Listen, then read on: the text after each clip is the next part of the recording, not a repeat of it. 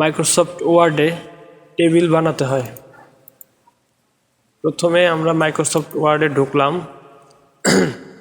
এখন এইখান থেকে নিউ পেজ নিব, যদি পেজ নিউ আসে তো ভালো, এইভাবে পেজ নিব। পেজ নেওয়ার পরে এখানে আপনার যা কিছু একটা লিখব, লেখার পরে যদি আপনার লেখা প্রয়োজন হয় লিখবেন, যদি লেখা না প্রয়োজন হয় আপনি যাবেন ইনসার্টে যাই টেবিল, এইখানে টেবিল দিবেন। টেবিলে দিলে পর আপনার যে কটা টেবিল লাগবে, যে কয়টা ঘর লাগবে আপনি এইভাবে নেবেন। সাপোজ আমার 3টা করে যদি ঘর নিলাম, এরপরে এইখান থেকে আপনি মুভ করতে পারবেন যে কোনো দিকে, যে কোনো জায়গায় আপনার মুভ করতে পারবেন। তারপরে আপনার যদি চান এইভাবে ধরে বড় করতে পারবেন, এটা আপনার ইচ্ছা। তারপরে এদিকে যদি ডানে বামে যদি কম করতে চান তাহলে কম করতে পারবেন। ঠিক এভাবে এরপরে আপনার এখানে লিখতে হবে যা কিছু আপনি লিখলেন।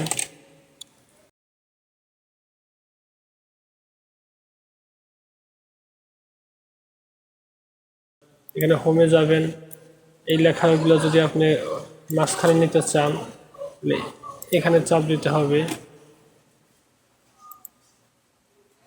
এখানে।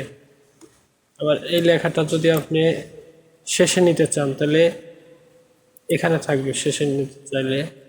আবার যদি প্রথমে, যদি এইখানে আরেকটা লিখলাম, এই লেখাটা যদি আপনি প্রথমে নিতে চান তাহলে এইখানে চাপ দিতে হবে। তারপর যদি লেখার ফন্ট চেঞ্জ করতে চান তাহলে আপনার এইখান থেকে যাইয়া যে কোনো বিষয় এখানে দেওয়া যাবে।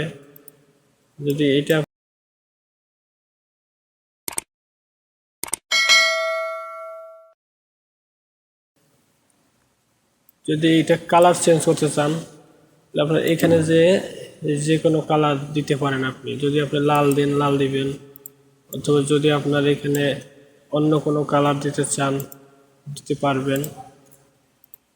তারপরে আপনার যদি ফন্ট, আপনার যদি সাইজ চেঞ্জ করতে চান যে একটু বড় নেবেন তাহলে নিতে পারেন। সাপোজ আমি এখানে 20 নিলাম, এইভাবে আর কি। যদি আবার এইটার অনেকে লেখে না যে আপনার 12 লিখলেন,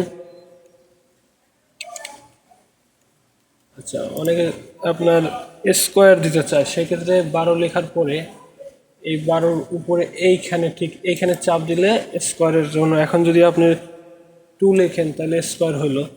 আমি একটু বড় করে দিই 20, এই ঠিক এইভাবে।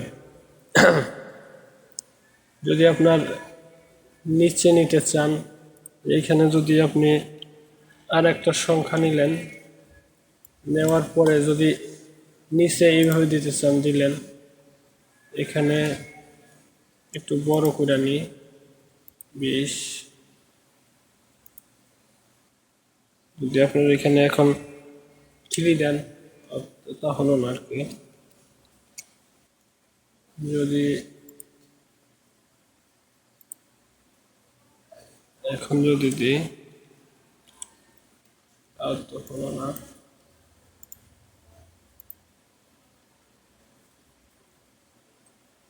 এখন হবে তো এইভাবে দিতে হবে।